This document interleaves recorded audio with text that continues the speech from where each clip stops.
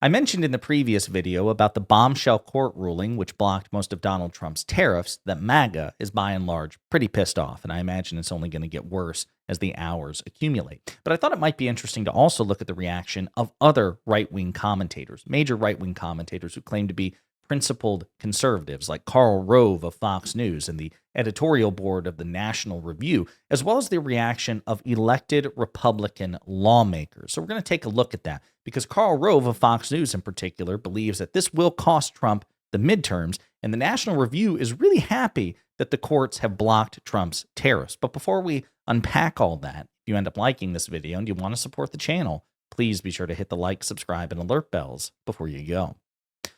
All right, friends, I mentioned some of the reactions from people like Karl Rove in the National Review, and we're going to look at that. I will also tell you that the reaction from elected Republican lawmakers is less encouraging. They range from hilarious to downright creepy, but we'll get to all of that. Let's start with Fox News legendary, infamous Republican strategist Karl Rove, who says that there's probably going to be a heavy price to pay in the midterms, as reported by Mediaite, but it comes from a recent op-ed in the Wall Street Journal, a conservative publication, sister publication of Fox News. Tariffs may cost the GOP in 2026. Voters are realizing that they will be stuck paying the price at the cash register, by Karl Rove. Now, this is prior to the court ruling that we mentioned in the previous video, but I think the logic still applies. To do well in next year's midterms, Republicans have to confront two messaging challenges now. Last week, this column addressed the first, Medicaid. This week, I'm turning my attention to the second, tariffs. The story isn't good for the GOP. While Trump's general job approval numbers in the Real Clear Politics average on Wednesday were 47.8 approved to 47.9 disapproved, on handling the economy, he was at 42.3 approved to 52.8 disapproved. His tariff demands are weighing him down. Only 37% of Americans told a May 15th Marquette Law School poll that they approve of tariffs, while 63% disapproved. 58% said tariffs hurt the U.S. economy. A mere 32% believe they help. That starts to explain why stock markets drop when Trump rattles his trade saber and rebound when he walks back his tariff threats. Trump's frenetic back and forth on the subject, declaring a trade war one day, then postponing new tariffs the next, leaves voters confused. Early Friday, Trump posted on Truth Social that discussions with the European Union were, quote, going nowhere, and announced a 50% tariff on all EU goods. Later that morning, Treasury Secretary Scott Bessent went on Fox News to reposition the comment, saying that Trump was trying to, quote, light a fire under the EU to accelerate a trade agreement.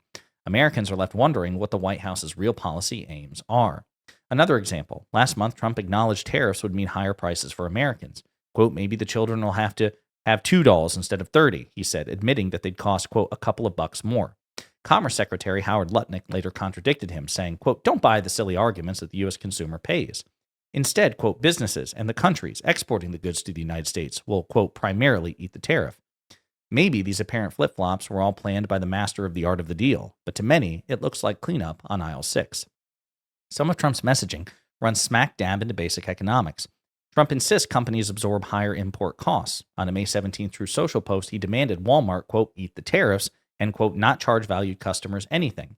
Walmart's profit margin in April was 2.75%. If it does what Trump says, it can't break even. It can't absorb the cost of an imported pair of kids' jeans inflated by the 46% tariff Trump threatens on Vietnam, or the 37% tariff for Bangladesh, or the 32% tariff on sneakers from Indonesia that Trump proposed. Other companies are in the same pickle. Target's most recent reported margin was 3.95%. Best Buy's was 2.23%. Trump can blast all caps post all he likes, but inevitably parents will be unhappy with his tariffs when it comes time to outfit the kids for school. Americans' everyday experiences as we shop and work are already reinforcing that we, not the exporters or importers, will pay most of Trump's tariffs. Last week, I went to my corner hardware store. The counterman said he was busy repricing 1,200 to 1,500 items. He said there were thousands more for which prices will go up. He didn't like it, but had no alternative. It isn't only neighborhood stores. Ford in early May lowered their projected 2025 profit by about $1.5 billion. Why? Higher prices for parts it now gets from Canada or Mexico, with little or no tariff under the U.S.-Mexico-Canada agreement, which Trump negotiated in his first term. Auto workers know tariffs will raise car prices and thereby hurt sales. New home construction permits dropped nearly 5% in April. The National Association of Home Builders Confidence Index fell to 34%, well below the 50% mark that indicates builders are upbeat about the future. This was in part because tariffs will raise prices for concrete, pipe, drywall, lumber, and other significantly imported items. Rising prices usually lead to fewer home sales. Think about millions of construction workers worrying about having work and all the home buyers and renters struggling with an even tighter housing market. The administration's messaging is a muddled mess. Republicans should hope the president really believes in reciprocity, the policy that if countries lower their tariffs, we'll lower ours. He should have confidence that America can compete if the playing field is level. China is a special case, requiring a different approach. But opening the rest of the world up to trade by cutting deals that mutually reduce tariffs requires accepting that less affluent countries can produce labor-intensive goods like tennis shoes and apparel cheaper than America can. On the other hand, we can produce capital-intensive goods like computers, planes, food, energy, and many other things cheaper and better than much of the rest of the world. It's a comparative advantage. Unless reciprocity prevails, Trump's chaotic trade talk will badly damage Republicans in the midterms. And if the House or the Senate flips, Trump will find it much harder to advance his priorities in his final 2 years. Voters won't blame foreign countries for higher prices or fewer goods. They'll blame Trump and his Republican Party, as well they should. Now, again, that was written right before the bombshell court ruling, which may have saved Trump's ass in the midterms politically by preventing him from going through with these tariffs. They are temporarily blocked. Well, I say temporarily. They are permanently blocked at the moment, but subject, of course, to overturning by a higher court. So if a higher court than the federal trade court, which blocked Trump's tariffs, overturns the tariffs, or if the Supreme Court sides with Trump, then the tariffs are back on. The National Review, another conservative publication, much like the Wall Street Journal, they wrote an op-ed by their editorial board about this court ruling. The tariff power properly belongs with Congress. We've been a frequent critic of Donald Trump's tariffs, but we understand that there's a case to be made for reconsidering some of our trade policies. The place to make that case is Congress, not by unilateral presidential declaration of open-ended worldwide emergencies. The founders rebelled against taxation without representation. They did not mean for the executive to control the duties on all imports by daily whim. It is Congress that was granted the power by the Constitution to, quote, lay taxes, duties, imposts, and excises, and to, quote, regulate commerce with foreign nations, and for good reason. It's Congress that can set policies that are stable and predictable for business, our allies, and our adversaries. The representative branch's policymaking may not be petty, but it includes the greatest number of people in the, pretty, not petty, but it includes the greatest number of people in the most deliberative fashion in balancing competing policy concerns and getting buy-in from people likely to face the voters again soon. That's how we have always set tax policy, and tariffs are nothing if not taxes. Unfortunately, Congress has been in the habit of handing over much of its taxing power to the executive in the area of tariffs, and courts since 1928 have supinely accepted the state of affairs. They shouldn't. The least they can do is prevent presidents from seizing authorities that Congress hasn't delegated. That's what the Court of International Trade did on Wednesday in ruling Trump improperly invoked the emergency tariff powers under the IEEPA of 1977. The court struck down 3 sets of Trump's tariffs as unauthorized by emergency declarations under the IEEPA. The 10% global tariff on all imports, the Liberation Day retaliatory tariffs, and tariffs on China, Canada, and Mexico that were premised on a presidentially declared fentanyl trafficking emergency. The 3 judges on the court, a Reagan appointee, an Obama appointee, and a Trump appointee, who previously worked for Trump's first-term U.S. trade representative, were unanimous. The court didn't question the authority of Congress to enact the IEEPA's delegation of emergency trade and tariff powers, although it noted that the IEEPA was part of a statutory revision designed to narrow presidential emergency powers that had grown unchecked from Woodrow Wilson to Richard Nixon, and it read the terms of congressional delegation against the background assumption that delegations may not be unlimited and should not be presumed to delegate major questions on which Congress was silent. As the court concluded, the worldwide and retaliatory tariffs, quote, lack any identifiable limits and are, quote, unbounded by any limitation in duration or scope. In the court's view, Congress, quote, cannot grant the president unlimited tariff authority, and the IEEPA accordingly limits presidential authority, quote, to an unusual or extraordinary threat. By definition, that cannot be a threat that is worldwide and has been ongoing for decades. Again, trade deficits. Trade deficits are not an emergency, number one. And even if they are, number two, they've been going on for decades. So how much of an emergency are they really in the end? Moreover, Congress specifically sought to exclude from its definition of unusual emergencies the existence of a trade deficit, given that Nixon had invoked precisely that justification for much more limited surcharge in 1971 than the tariffs deployed by Trump. The trafficking tariffs, at least, are anchored in a specific emergency and are limited to particular countries. There's more force in Trump's argument, which the court rejected. The IEEPA allows him to use tariffs as negotiating leverage, or at least that the courts are ill-equipped to second-guess his judgment that a fentanyl trafficking emergency requires broad foreign policy responses that extends to trade sanctions. But he again ran aground by claiming powers connected only in the most attenuated fashion to what Congress has delegated. From here, the case likely goes to the federal circuit and quite possibly the Supreme Court. It would be better in all events for Trump to go to Congress instead, or for Congress to act on its own. But if Trump persists in claiming worldwide perpetual powers unconstrained by any specific rules, it will be the duty of the judiciary to stand against taxation without proper representation. It would be better still if the courts made clear no Congress can give such powers away. So they are celebrating this, okay? You have Karl Rove on Fox News saying that what Trump's doing is wrong and it's going to cost them, the Republicans politically, which again may or may not be true if these tariffs are blocked. Again, these activist judges that Trump talks about and bitches about all the time may have just protected the Republicans in the midterms or made it more challenging for Democrats to win the midterms by saving Trump and the Republicans from themselves. We'll see what happens. Eric Erickson, another conservative, a major conservative radio host, says, this has always been a very plausible outcome. The statute was used for emergencies and not designed for global tax increases. Again, talking about this recent court ruling. Trump administration officials like Kevin Hassett, one of Trump's top economic advisors, was on Fox News, as well as some others as well. Kevin Cramer, a Republican senator, and I'm blanking on her name. She's a Republican congresswoman. We'll get to her in a second. But I want to play some clips, basically, of the reaction from key Trump officials or Trump allies in Congress about this ruling. And the reactions range from the hilarious to the downright creepy. Reporters at this point know how to taunt President Trump by using the term chickening out. What's your reaction? Yeah. Well, actually, I think if President Trump had just a minute more, if you go back into the room behind the Oval, he's got all his hats and things over there. Yeah. And he has a hat which is the accurate response to what that person said, which is Trump always wins.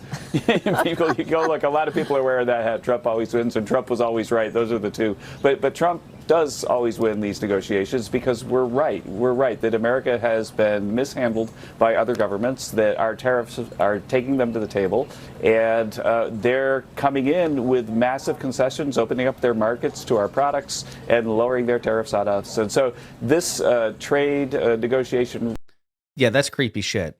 Trump's always right. He's always right because he's perfect and he's genius and he always wins. And he's a really talented lover.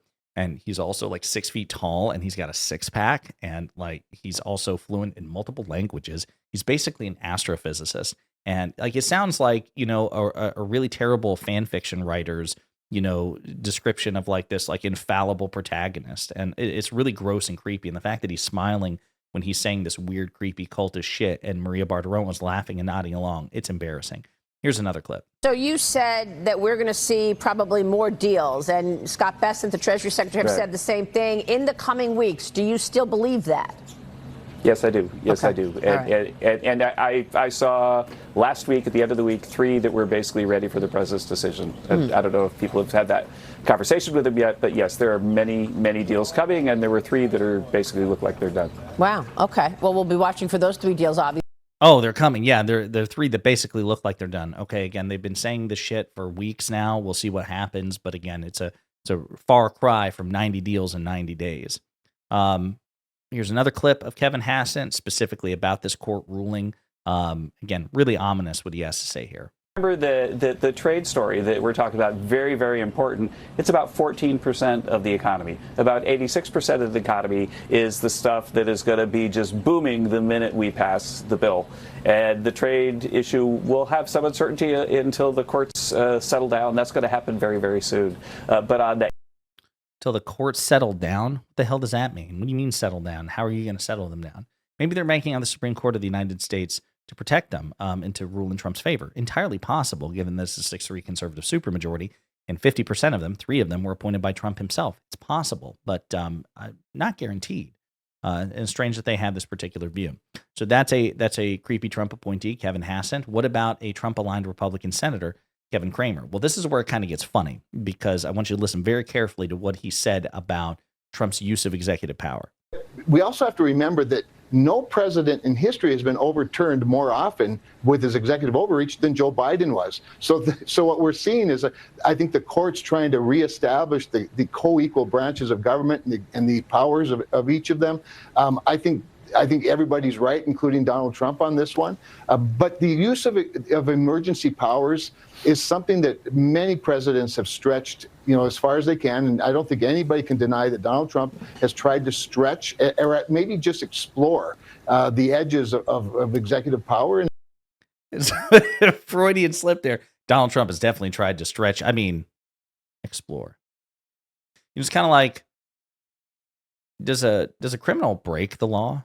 Or is he's just like enthusiastically exploring the edges of what is legally permissible. And sometimes, you just kind of over, then you receive pushback, right? Some criminals, they enthusiastically explore the edges of what's legally permissible, and sometimes they get pushback. Imagine using that language to describe a murderer, right? Or a carjacker or something, just unhinged shit. And then there's, why am I blanking on her name? I thought I could. Lisa McClain. This is a Republican congresswoman, and she's also asked about the recent court ruling. And again, this is also kind of a creepy response. Listen to what she has to say. Does this bring the trade war at least to a temporary halt? No, I don't think it does. President Trump is pretty set on leveling the playing field, and he's used to roadblocks. I think this is just, unfortunately, another roadblock that gets put in his way, and we'll figure out a way to level the playing field. That's what he wants to do, and that's what he's going to do. And again, I think this is just another blip in the system for us. What it does this...